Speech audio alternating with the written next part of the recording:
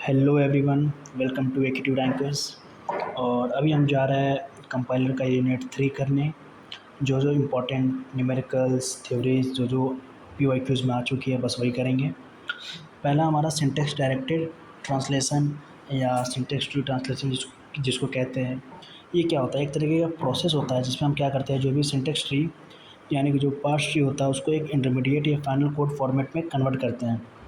मतलब एक इंटरमीडिएट या जो भी फाइनल कोड के जो फॉर्मेट होता है जो उसमें कन्वर्ट करते हैं। ये मेनली कंपाइलर डिज़ाइन में यूज़ होता है जब source code machine understandable format में कन्वर्ट करना होता है। ये बेसिकली करता है क्या, जो भी सोर्स कोड होता है वो उसको मशीन अंडरस्टैंडेबल फॉर्मेट में कन्वर्ट करता है। जो भी मशीन लैंग्वेज उसको समझता है उसमें ये कन्वर्ट करता है।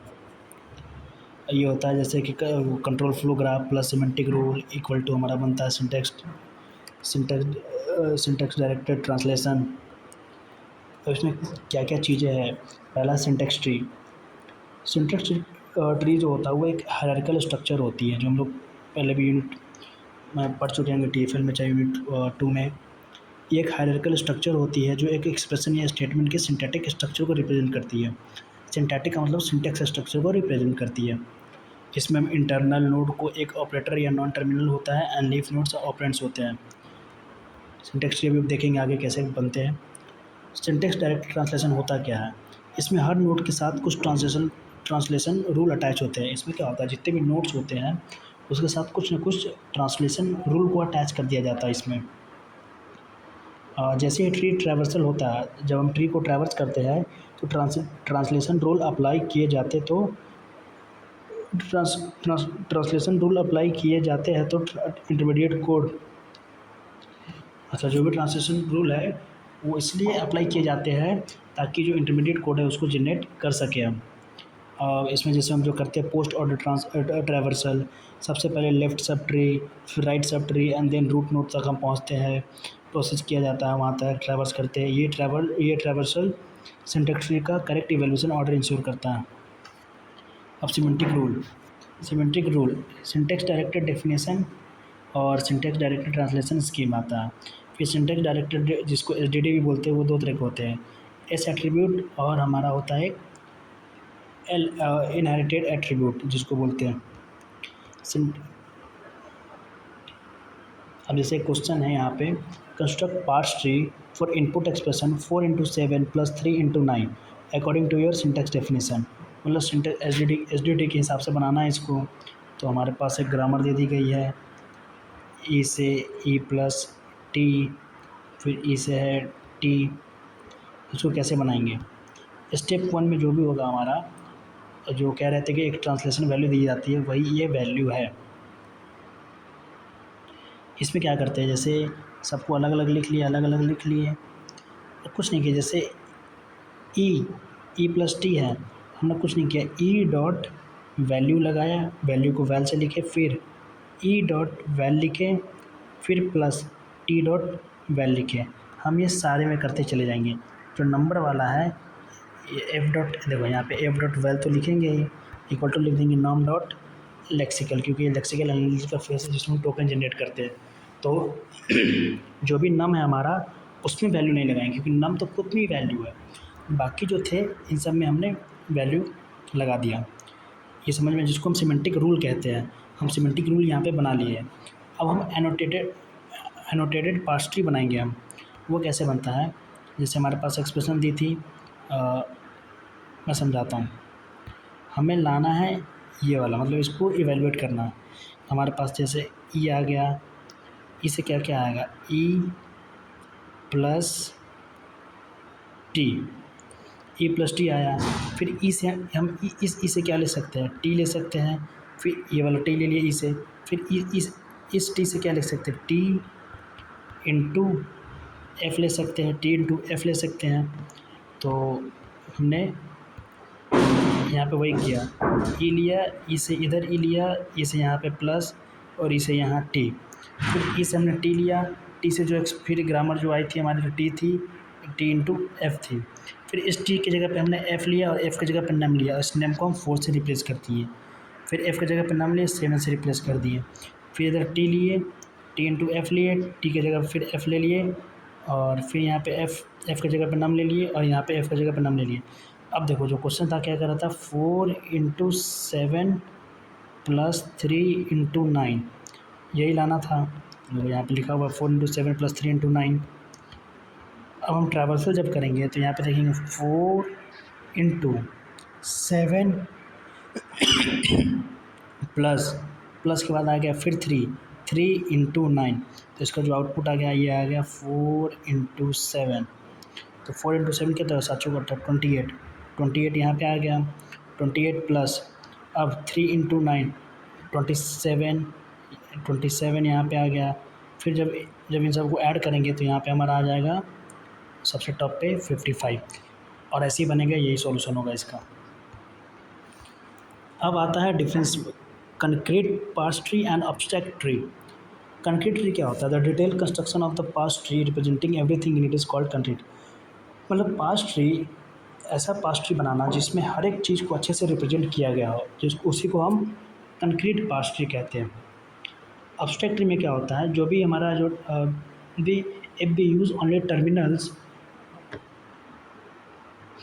इसमें लिखा है कि if we use only terminal to represent to parse tree, अगर हम सिर्फ टर्मिनल का यूज़ करें पास ट्री को रिप्रेजेंट करने के लिए तो उसको पास ट्री कहते हैं।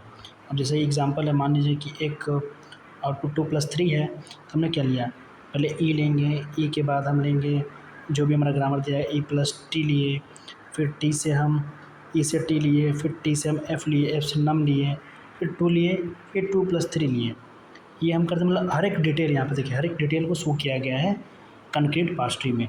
लेकिन जो हमारा एब्स्ट्रैक्ट में है उसमें क्या किया, जैसे इसमें 2 + 3 है तो हम कुछ नहीं किए, जैसे 2 प्लस लिए, इधर 2 और इधर 3, सिर्फ हमने टर्मिनल नोड को ही रिप्रेजेंट कर दिया। अब टाइप्स ऑफ एट्रीब्यूट दो तरह के होते हैं, synthesize attribute and inherited attribute. Synthesize attribute क्या होता है, they are such attribute that depends only on the attribute value of children node. ये उस टाइप के एट्रीब्यूट होते हैं जो सिर्फ डिपेंड करते हैं चिल्ड्रन वैल्यू के एट्रीब्यूट पे। अब जैसे यहाँ पे एग्जांपल है कि एक ग्रामर दी हुई ए से बी सी, तो A is dependent on B and C, तो जो ए है डिपेंड कर रहा है बी एंड सी पे, इस पे डिपेंड कर रहा है। अब इनहेरिटेड एट्रीब्यूट क्या होता है, inherited attribute are such attribute that depends on parent and sibling attribute. अब इनहेरिटेड क्या होता है, जैसे मान लीजिए ए है, बी है और यहाँ से सी है, तो जो बी होगा इस पे भी डिपेंड करेगा और इस पे भी डिपेंड करेगा, मतलब अपने पेरेंट पे भी और सिबलिंग पे भी।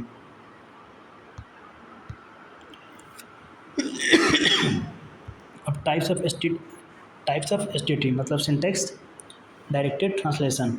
एस एट्रीब्यूट होता है और हमारा एक होता है एल एट्रीब्यूट। एस एट्रीब्यूट में क्या होता है, इसमें ओनली सिंथेसाइज एट्रीब्यूट यूज़ होते हैं। इसमें जो हम यूज़ करते हैं सिंथेसाइज एट्रीब्यूट का यूज़ करते हैं। सिंथेसाइज एट्रीब्यूट का मतलब पता है कि जो भी नॉन टर्मिनल का एट्रीब्यूट होता है उसका चिल्ड्रन के एट्रीब्यूट से कैलकुलेट होता है। सिंथेसाइज एट्रीब्यूट जो भी होता है, जो इसका मीन्स जो इसका जो एक नॉन टर्मिनल का जो एट्रीब्यूट होता है वो हमेशा किससे कैलकुलेट होगा, चिल्ड्रन के एट्रीब्यूट से कैलकुलेट होगा। इसका इवैल्यूएशन होता है बॉटम और पार्सिंग के साथ ईजिली हो जाता है। जैसे यहाँ पे दिया हुआ है ई से E1 + T, तो हम कुछ नहीं किए, इस एट्रीब्यूट बनाने के लिए क्या किए, ई डॉट वैल्यू लिखे, एरो E1 डॉट वैल्यू लिखे प्लस T डॉट वैल्यू लिखे, हमने ये बना लिया, ये हमारा हो गया एस एट्रीब्यूट। अब एल एट्रीब्यूट डेफिनेशन में क्या होता है, इसमें जो synthesize plus limited inherited attribute किसी नॉन टर्मिनल के लेफ्ट सिबलिंग या पेरेंट के एट्रीब्यूट से कंप्लीट होता है। इसमें तो जो सिंथेसाइज होता है, लेकिन साथ में क्या होता है, जो भी हमारा सिबलिंग या पेरेंट वाला होता है उसके एट्रीब्यूट उसको भी साथ में ले लेते हैं। अब जैसे है ए से बी सी, तो बी डॉट इन किस पे डिपेंड कर रहा है, ए डॉट इन पे भी कर रहा है, C dot in equal to B dot out. एक डायग्राम है कि सिंटेक्स डायरेक्टेड ट्रांसलेशन के अंदर होता है एस एट्रीब्यूट, फिर उसके आगे एल एट्रीब्यूट। अब है हमारा 3 एड्रेस कोड। 3 एड्रेस कोड क्या होता है, एक इंटरमीडिएट रिप्रेजेंटेशन होता है कि जो कि कंपाइलर एक इंटरमीडिएशन कोड जनरेशन फेज़ में यूज़ होता है। 3 एड्रेस एक तरीके का इंटरमीडिएट रिप्रेजेंटेशन होता है और वो कहाँ यूज़ होता है, इंटरमीडिएट कोड जनरेशन वाले फेज़ में यूज़ होता है। इसमें हर इंस्ट्रक्शन को मैक्सिमम 3 ऑपरेंट यूज़ होते हैं। इसमें जो है ना ज़्यादा से ज़्यादा हम 3 ऑपरेंट यूज़ कर सकते हैं। 3 ऑपरेंट का मतलब जैसे A = B + C 1 2 3, ये 3 ऑपरेंड ही हम यूज़ करते हैं, इसी को बोलते हैं 3 एड्रेस कोड। अब रिप्रेजेंटेशन क्या क्या है, जो सबसे इंपॉर्टेंट न्यूमेरिकल है इससे ये वाला न्यूमेरिकल कह रहा है रिप्रेजेंटेशन ऑफ 3 एड्रेस कोड। हम एक यूज़ करते हैं क्वाड्रेपल। क्वाड्रेपल में क्या होता है, इस फॉर्मेट में 4 पार्ट होती है। पार्ट में क्या होता है, एक ऑपरेशन होता है, एक आर्गूमेंट 1 होता है, एक आर्गूमेंट 2 होता है, एक हमारा रिजल्ट होता है। फॉर एग्जांपल एक क्वेश्चन दे दिया है a + b × c, अब इसका 3 एड्रेस कोड लिखना है हमको। तो हम क्या करेंगे, स्टेप 1 में a + b + c था, ठीक।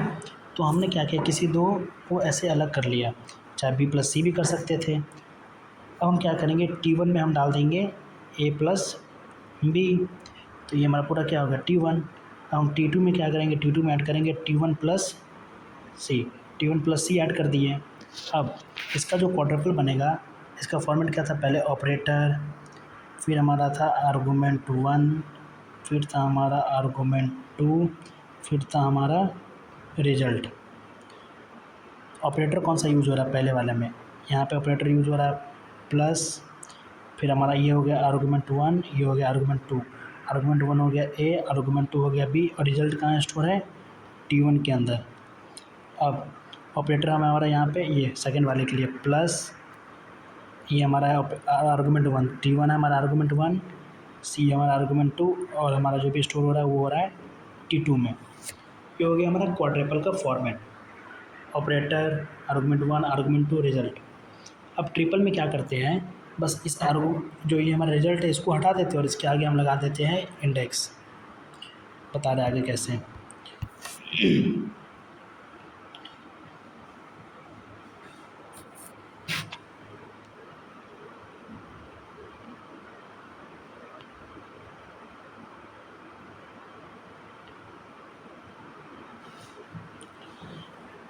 ये हमारा है triple table.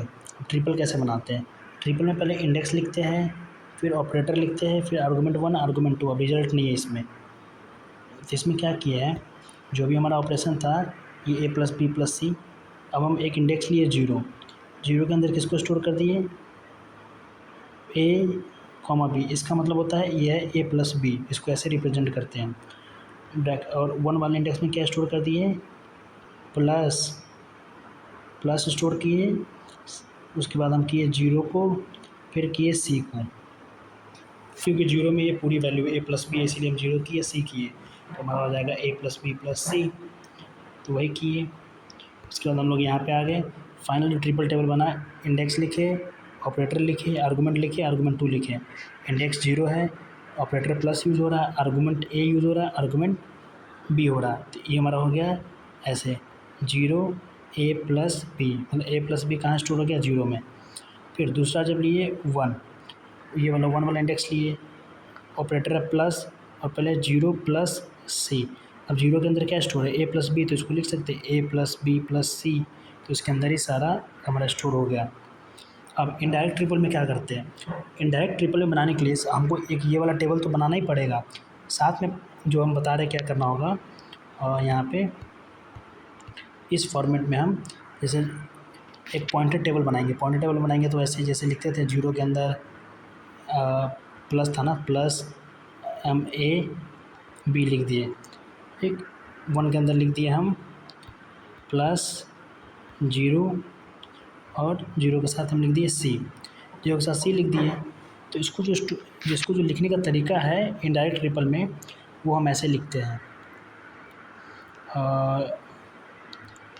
0 into, sorry plus था ना, प्लस ऐसे प्लस a, b, फिर 1 के अंदर लिखेंगे हम प्लस 0, c। यही हमारा हो गया इनडायरेक्ट ट्रिपल, इसको ऐसे लिखते हैं।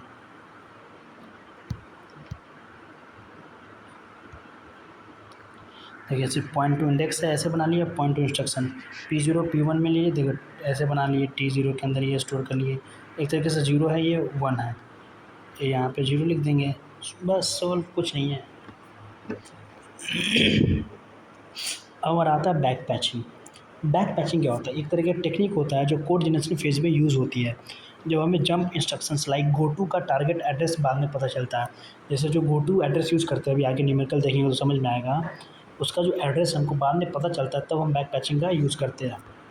किस लिए यूज़ करते हैं? जब हम 3 एड्रेस कोड जनरेट कर रहे होते हैं कंट्रोल फ्लो स्टेटमेंट के लिए या बूलियन एक्सप्रेशन इन सब के लिए, तो if else, while, do while, for और जो भी एक्सप्रेशन है इक्वल टू, लेस दैन, ये सब उन सब के लिए। बैक पैचिंग से टेम्परेरी प्लेस होल्डर्स क्रिएट होते हैं। इससे क्या होता है, एक टेम्परेरी प्लेस होल्डर क्रिएट्स होता है जो बाद में प्रॉपर जंप लोकेशन से रिप्लेस किए जाते हैं। जैसे जो एक कोई जगह खाली हो गई होती है तो उसको रिप्लेस कर दिए जाते हैं। जैसे कि एक क्वेश्चन है ये, A is less than B और C is less than D and E is less than F, C is greater than D and A. अब इसमें को पता है कि ये और ऑपरेटर होता है, ये हमारा है एंड ऑपरेटर है, तो इसमें जो सबसे पावरफुल होता है हमारा होता है एंड ऑपरेटर, तो सबसे पहले इसको देखेंगे। और एंड में क्या होता है, जब तक दोनों फॉल्स नहीं होते, मतलब जब तक दोनों ट्रू रहेगा तो हमको ट्रू आउटपुट मिलेगा, जब तक दोनों फॉल्स रहेंगे तो हमको फॉल्स मिलता है, बाकी ट्रू फॉल्स रहे तो भी फॉल्स, या फॉल्स ट्रू रहता भी फॉल्स मिलता है हमको। तो हम इसको ऐसे बांट लिए। बैक पैचिंग में क्या हुआ, B1 के अंदर हम इसको स्टोर कर लिए, B2 के अंदर इसको कर लिए, B3 के अंदर इसको कर लिए। मतलब जो ये थे हमारे, इसको B1 मान लिए, इसको B2 के अंदर डाल दिए ब्लॉक्स के अंदर, इसको B3 के अंदर डाल दिए। डालने के बाद क्या किया, हर इंडिविजुअल के लिए हम बनाएंगे एक कंडीशन कोड। तो इसको इधर नहीं समझते, इसको सीधा आगे वाले पेज पे समझते हैं जहाँ पे हम बनाए। तो हमने यहाँ पे ले लिया एक T1 equal to A is less than B वाला। इफ़ T1 मतलब अगर T1 सही होता है तो गो टू, अब हमें पता नहीं कहाँ जाना है क्योंकि एड्रेस हमको पता नहीं है, और बैक पैचिंग में ये पता करना होता है हमको नहीं पता अगर इफ़ T1 ट्रू होगा तो कहाँ जाना नहीं पता है, हम लोग देखेंगे गो टू। फिर हम एक ले लिए यहाँ पे लीडर 2।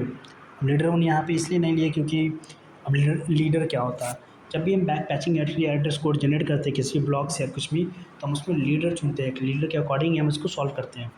T1 में लीडर नहीं लिए, T1 में सिर्फ ऐसे किए क्योंकि हमको नहीं पता था कि क्या है क्या नहीं, T1 को हम सीधा ऐसे ही कर दिए। T2 में एक लीडर ले लिए, फिर जो भी C is greater than D था उसको कहाँ स्टोर कर लिए, T2 में। अगर T2 सही होता है तो गो टू, कहाँ जाना है हमको नहीं पता, और उसके बाद अगर फॉल्स होता है तो कहाँ जाना है हमको ये भी नहीं पता, हम ये बैक पैचिंग से बाद में पता करेंगे। उसके बाद हम ले लिए एक लीडर 3 जो हमारा था E इंटू एफ वाला, L3 था। अगर ये सही होता है L3 तो हमको जाना है कहाँ नहीं पता, और कहाँ जाना नहीं पता। तो 3 हमारे पास 2 लीडर बने हमारे पास, L3 L2 और L3। तो उसके बाद हम क्या कर सकते हैं, हम खुद से एज्यूम कर सकते हैं, जैसे हम L1 ले लिए हैं, L6 ले लिए, आप चाहें तो जैसे L2 L3 है तो आप यहाँ पे L1 ले सकते हैं या L4 भी ले सकते हैं। किसी एक को बना लीजिएगा ट्रू वाला, फाइनल ट्रू, और एक हमारा जो है फाइनल फॉल्स। जैसे L1 को हम ले लिए हैं फाइनल ट्रू और L1 के ले लिए हम 6। अब देखिए, अब हम आते हैं अब कैसे कैसे चलेंगे। अगर यहाँ पे हमारा ये वाला पहला वाला कंडीशन सही है तो हम क्या करेंगे, L1 पे जाएंगे। L1 क्या दिखा रहा था, ट्रू वाला कंडीशन, मतलब ट्रू हो गया। ट्रू होने के बाद अगर ट्रू नहीं होता तो हम कहाँ जाएंगे, L4 पे। L4 दिया हुआ कहीं नहीं, सॉरी यहाँ पे मिस्टेक हो गया, यहाँ पे हमको L6 लिखना होगा अगर सही नहीं होता है तो।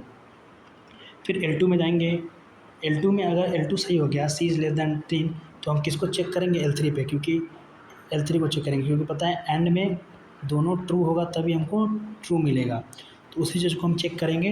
अब इस पर अगर ये भी सही होता है, अगर ये भी सही हो गया, जैसे T2 भी सही हो गया और T1 भी सही हो गया, तो हम कहाँ जाएंगे, L1 पे, और L1 हमारा क्या था, ट्रू वाला कंडीशन। अगर नहीं होता है तो हम कहाँ जाएंगे, L6 पे जो फॉल्स वाला कंडीशन दिखा रहा है, और इस पर भी नहीं होता है तो हम कहाँ जाएंगे, फॉल्स वाले कंडीशन पे। बस ये चीज़ को दिखा रहा है और कुछ नहीं, और यहाँ पे L6 होगा। ये बैक पैचिंग से एक न्यूमेरिकल था। अब एक क्वेश्चन दिया हुआ है, गिवन स्टेटमेंट दिया हुआ है, एक प्रोग्राम दिया हुआ है और इसको कह रहा है कि ऑथरी एड्रेस कोड में कन्वर्ट करने के लिए। तो हम एक चीज़ बता रहे हैं हमको किन किन चीज़ों से मतलब है, एक इससे मतलब है, एक इससे मतलब है, एक इससे मतलब है, एक इससे मतलब है। एक हमारा लूप चलेगा तो अगर लूप का कंडीशन ट्रू होगा तो इस ब्लॉक के अंदर जाएगा, वरना ये वाला कंडीशन चलेगा नहीं और ये लूप के बाहर आ जाएगा। जो पिछले बार बैक पैचिंग करे थे वही सेम करेंगे। क्या क्या यहाँ पे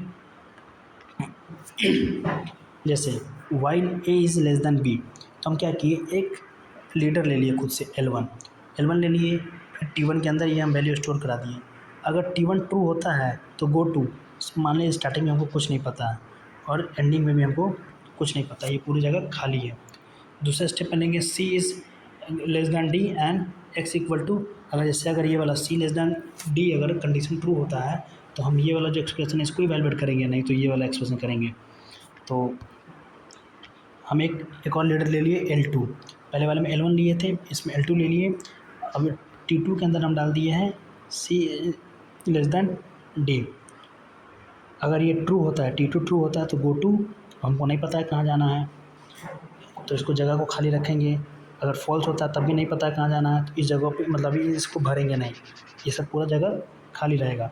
फिर L3 लेंगे इसके लिए, अगर मान लीजिए ये वाला ट्रू हो गया तो L3 वाला तो एग्जीक्यूट होगा, तो अब यहाँ पे हम L3 लिख सकते हैं। तो L3 पे जाएगा, L3 पे जाने के बाद देखो T3 ले लिए, T3 equal to Y into Z, Y into Z था इसको ले लिए।